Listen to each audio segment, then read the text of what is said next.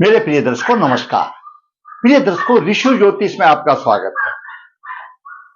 दर्शकों, सबसे पहले तो मैं आपको बहुत धन्यवाद देना चाहूंगा कि आप मेरे वीडियो बड़ी उत्सुकता से देख रहे हैं। आशा करता हूं आगे भी देखते रहेंगे। जैसा कि आपको मालूम है, मैं आपको कोई जीवन में प्रॉब्लम आ रही है तो उस प्रॉब्लम को लेकर के वास्तविक कुंडली का वीडियो बनाता हूं। मेरे पास वो नहीं है कि यहां पर शुक्र आया तो लक्ष्मी आएगी, वह नहीं। वास्तविक कुंडली में जो योग है उसके आधार पर मैं वीडियो बना करके आपका मार्गदर्शन करता हूं और मुझे खुशी है कि आप मेरे वीडियो बड़ी उत्सुकता से देख रहे हैं। आज के हम इस वीडियो में एक नवयुग कुंडली का, जिसकी आयु 34 साल की हो गई है, उसकी कुंडली पर विचार करेंगे। किसी भी लगन की कुंडली हो, अगर द्वादश भाव में वक्री शनि है तो आंख में प्रॉब्लम आएगी, खर्चा अधिक होगा, धन का नाश होगा। द्वादश भाव में वक्री शनि होने दो या दूसरा शनि भी होने दो, कोई भी शनि होने दो, द्वादश भाव में कोई भी कुंडली होने दो, वह धन की हानि करेगा, सेवा सुख की हानि करेगा और आंख में परेशानी डालेगा, बाईं आंख में परेशानी डालेगा। दूसरा, अगर सप्तम भाव में भारी पाप प्रभाव हो तो स्त्री सुख में भी परेशानी आएगी। अगर मकर लगन की कुंडली हो और सप्तम भाव में अष्टमें सूर्य हो और उस पर मंगल का प्रभाव हो तो ऐसे जातक को रतौंधी योग, आंखों से संबंधित रोग होगा।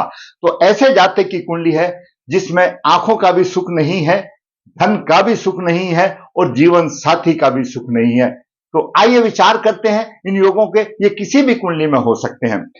यह कुंडली है, 12 भाव है, लगन लग्नेश का प्रतिनिधि करता है। द्वितीय भाव धन का भाव है, तृतीय भाव पराक्रम का भाव है, चतुर्थ भाव घरेलू सुखों का भाव है, पंचम भाव शिक्षा बुद्धि का भाव है और छठा भाव रोग शत्रु कोर्ट कचहरी का भाव है, संघर्ष का भाव। सप्तम भाव जीवन साथी का भाव है, दैनिक रोजगार का भाव है। अष्टम भाव आयु और कष्ट का भाव है। नवम भाव धर्म भाग्य भाग्य का भाव है। दसम भाव केंद्र का है, ऊंचाई पर ले जाने वाला भाग है, सम्मान का भाव है। और एकादश भाव आमदनी का भाव है, इच्छा पूर्ति का भाव है, आपकी महत्वाकांक्षाओं को पूरा करने का भाव है, बड़े भाई का भाव है। और द्वादश भाव दंड का भी भाव है, सेवा सुख का भाव है, खर्च का भाव है, विदेश का भाव है, वे साधन तौर से बात है। ये द्वादश भाव है। इस द्वादश भाव में अगर शनि हो, क्योंकि शनि की तीसरी दृष्टि बड़ी कड़वी होती है, बहुत नुकसानदायक होती है। तीसरी दृष्टि द्वितीय भाव पर होती है, पूरा धन को खींच लेता है। द्वादश भाव में बैठा हुआ शनि, चाहे द्वितीय भाव में उसकी खुद की राशि क्यों ना होने दो, लेकिन खर्चा कर देगा और धन की हानि हो जाएगी। और यहां पर हमारा द्वितीय और द्वादश भाव दोनों आंखों को रिप्रेजेंट करता है और इसके सूर्य चंद्रमा होते हैं। तो यहां पर आंख में भी प्रॉब्लम आएगी, आंख में भी दिक्कत आएगी, नेत्र में भी परेशानी होगी। तो यहां पर और वक्री शनि हो गया तो और बात गहराई तक चली जाएगी और ज्यादा अशुभता की आ जाएगी। तो एक तो शनि और दूसरा वक्री, एक तो करेला दूसरा नीम पर चढ़ा करेला। तो यहां पर द्वादश भाव में वक्री शनि हो, धन की हानि होगी और नेत्रों की हानि होगी, सेवा सुख की हानि होगी। अगला है सप्तम भाव। सप्तम भाव में वैसे पाप प्रभाव किसी भी लगन की कुंडली में हो तो जीवन साथी और दैनिक व्यवसाय में परेशानी आती है। और अगर मकर लगन है और सप्तम भाव में अष्टमेश बनता है, सूर्य हो और इस पर पाप प्रभाव हो, मंगल का पाप प्रभाव हो, तो ऐसे जातक को रतौंधी योग भी हो जाता है, दिखाई नहीं देता। तो ऐसा मान के सोचिए, 34 साल की आयु में एक नौजवान, उसको आंखों में प्रॉब्लम, धन की हानि और स्त्री के सुख में परेशानी, बात की बात आ गई। तो विचार करते हैं उसकी कुंडली क्या कहती है। दसम भाव में वक्री शनि, द्वादश उच्च राशि में, और द्वादश भाव का स्वामी कहीं पर भी उच्च राशि में हो तो खर्चा भी अधिक हो जाएगा। कोई भी कुंडली होने दो, द्वादश भाव का स्वामी 12 भावों में कहीं भी उच्च राशि में हो तो उसके पास धन नहीं रुकता। सप्तम भाव पाप प्रभावित, इसके प्रभाव से धन, नेत्र, जीवन साथी के सुख में परेशानी आती। ऐसे जातक को धन का सुख नहीं मिलता, नेत्रों का सुख नहीं मिलता, जीवन साथी का सुख नहीं मिलता। जातक का जन्म 27 जुलाई 1990 शुक्ल पक्ष है, हस्तचरण 3 शुक्रवार को हुआ। जन्म के समय पर मकर लगन हुआ था। मकर लगन की 29 डिग्री है। मृत लगन के अंश मृत अंश है, कमजोर है। राहु 13 डिग्री लेकर के विराजमान है। चतुर्थ भाव में मंगल मेष राशि में 16 डिग्री विराजमान है। हम कहते हैं कि उच्च योग बना रहा है, लेकिन मंगल भरणी के नक्षत्र में, और भरणी नक्षत्र का स्वामी छठे भाव में शुक्र प्रभावहीन हो जाता है, तो यहां पर उसको रोचक योग का भी पूरा फायदा नहीं मिल रहा। छठे भाव में शुक्र मिथुन राशि में 15-16 डिग्री विराम में। सप्तम भाव में गुरु उच्च राशि में। गुरु द्वादश भाव का स्वामी है। द्वादश भाव का स्वामी गुरु उच्च राशि में है, यहां पर तो कमजोर है। तो द्वादश भाव पृथक कर रखा है। बेशक उच्च राशि में हो, कहने को तो बोलेंगे हंस महापुरुष योग बना रहा है, लेकिन ये दाम्पत्य जीवन के अशुभ होता है। और द्वादश भाव का है, उच्च राशि में खर्चा अधिक होता है, धन की हानि होती है। वैसे यहां पर गुरु अस्त है। साथ में सूर्य अष्टमेश है 10 डिग्री लेकर में। केतु 13 डिग्री में। सूर्य केतु की युति शापित बन जाती है। हमारे विद्वानों का मत यह रहता है चंद्रमा के साथ केतु और सूर्य के साथ केतु तो शापित हो जाती है, बाकी ग्रहों के साथ राहु हो तो वो भी शापित हो जाती है। तो 10वें भाव में मंगल की भी चतुर्दशी है।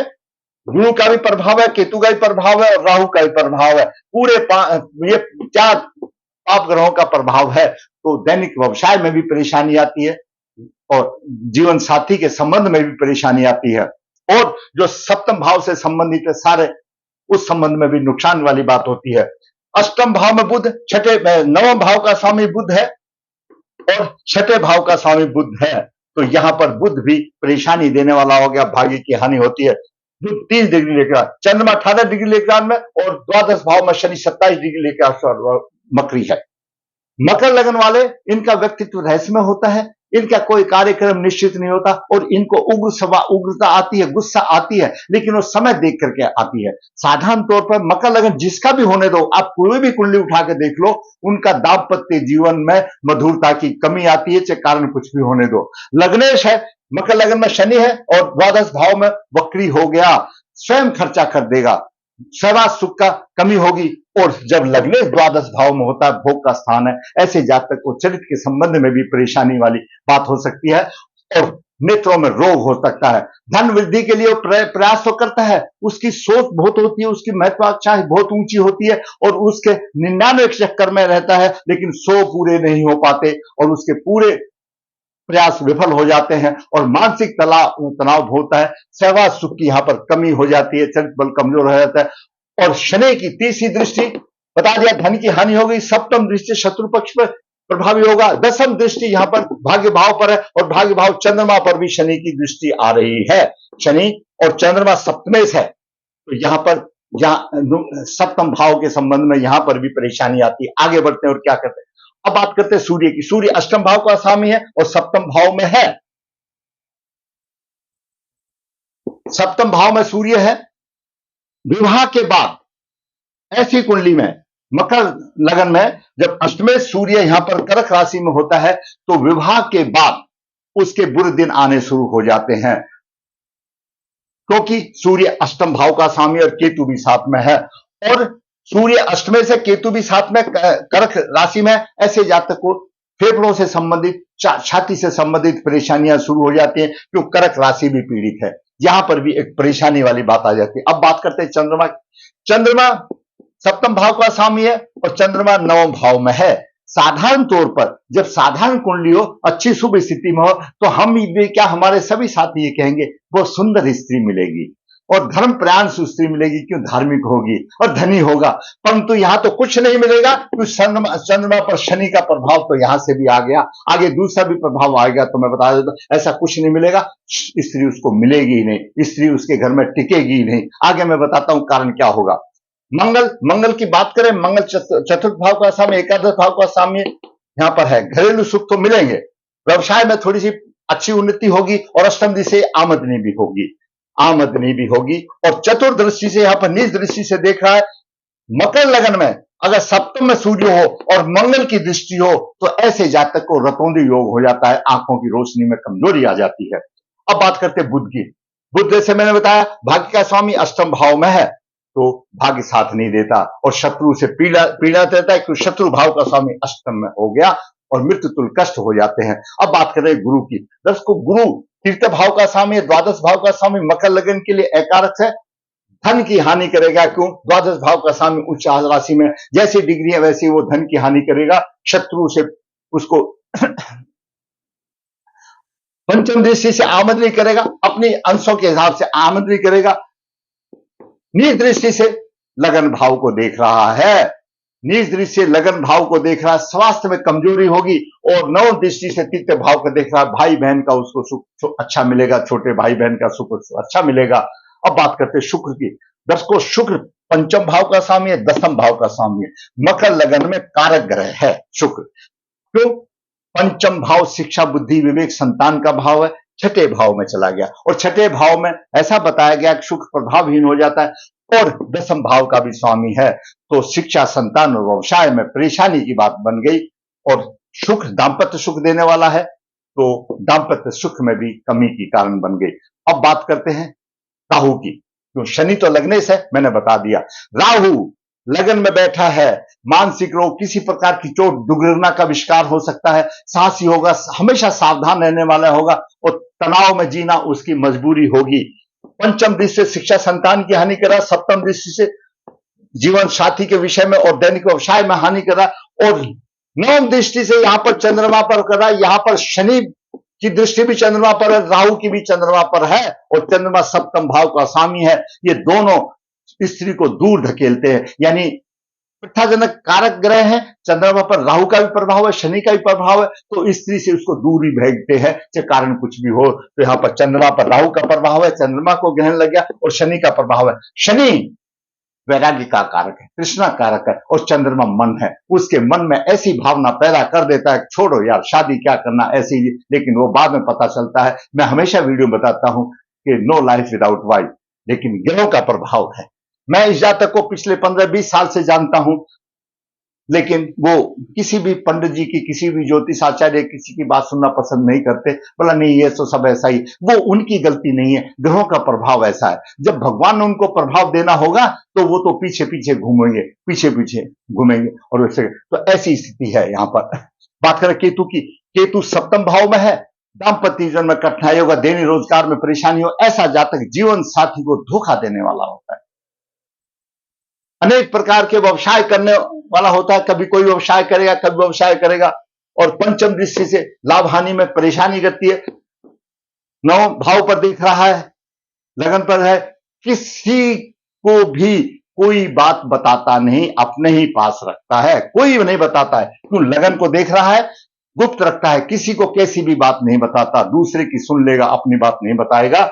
और नव दृष्टि पराक्रम भाव को देख रहा, ये ग्रहों की स्थिति। अभी गुरु की महादशा चल रही है। गुरु पुनर्वसु नक्षत्र का स्वामी है, और वैनाशिक नक्षत्र भी गुरु है, क्योंकि हस्त नक्षत्र से 22वां नक्षत्र वैनाशिक नक्षत्र पुनर्वसु पड़ता है, पुनर्वसु के स्वामी गुरु है।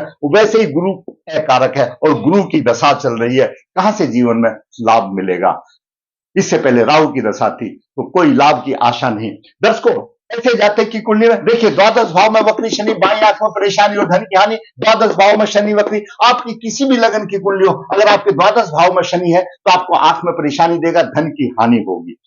सप्तम भाव में सूर्य केतु मंगल का प्रभाव है, सप्तम भाव में सूर्य केतु मंगल का प्रभाव, राहु का प्रभाव है। आप किसी भी लगन की कुंडली होने दो, जहां पर अधिक पाप प्रभाव का योग होगा, तो दाम्पत्य सुख में परेशानी आएगी, शादी नहीं होगी, शादी हो भी गई तो मधुरता नहीं होगा, कुछ समय के बाद टूट भी जाएगा। मैंने ऐसे बहुत सी देखा है। तो यहां पर समस्या वाली बात आ जाती है। मकर लगन में अगर सप्तम भाव में सूर्य को अष्टमेश बनता है, शनि का प्रभाव हो, रतौंधी योग हो जाता है, आंखों से दिखाई नहीं देता। और मैंने इस कुंडली का आपको सारांश में बता दिया। इस जातक को नेत्रों का सुख नहीं, हैंडीकैप्ट हो गया, नेत्र की वजह से एक आंख बिल्कुल चली गई, बाकी से भी पूरा नहीं दिखाई देता। नेत्रों का सुख नहीं, धन की हानि, धन का सुख नहीं, जीवन साथी का सुख नहीं। पुरुष जातक कैसे लंबी जीवन खींचेगा, और अपने मां बाप को अकेला बेटा है। तो सोचिए, ये सब लेके आया है, पूर्व जन्म के कर्मों का फल लेकर के आया है। कर्म तो भोगने पड़ेंगे, वो एक अलग बात है। शास्त्रों में इनका उपाय दिया गया है, लेकिन उपाय मनुष्य का करने का फर्ज है, फल तो श्री हरि देंगे। अब बात करो तो उपाय करने की, उपाय जितने भी उपाय है, पितृदोष है, शापित कुंडली है, पितृदोष निवारण करे, सूर्य केतु की युति का निवारण करे, मंगल का सूर्य पर प्रभाव है, ये विषयोग बनता है, इस युति निवारण करे, चंद्रमा पर शनि का प्रभाव है और राहु का प्रभाव है, इनकी ग्रह शांति कराए। और इन सब कराने के बाद जातक कुंभ विवाह, अर्क विवाह करे, क्यों पुरुष है तो कुंभ विवाह करे, और कोई कन्या की ऐसी कुंडली है सेम ही बात होगी, वो कुंभ विवाह करे और उसके बाद योग वर या कन्या से शादी करे तो भगवान अवश्य फल देंगे। हमने देखा है फल मिलता है, लेकिन श्रद्धा आपकी, करने वाले आप हो। सिर्फ ज्योतिष आचार्य पंडित जी तो मार्गदर्शन कर सकते हैं। ये उपाय करें और भागवती लॉकेट धारण कर सकता है, शनि का, शुक्र का और बुध का लगन में भाग करो, अपनी तरफ से उपाय तो करो, शनि के उपाय करो, सूर्य को जल दो, अपनी तरफ से उपाय कर दो, परमात्मा अवश्य सुनेगा, तो वो भी वचनबद्ध है। अब जो काम आप श्रद्धा से करोगे उसका फल वो देगा, उसका फल वो जरूर देगा। तो हम कर भी क्या सकते हैं उपाय के अलावा, तो कर लेना चाहिए।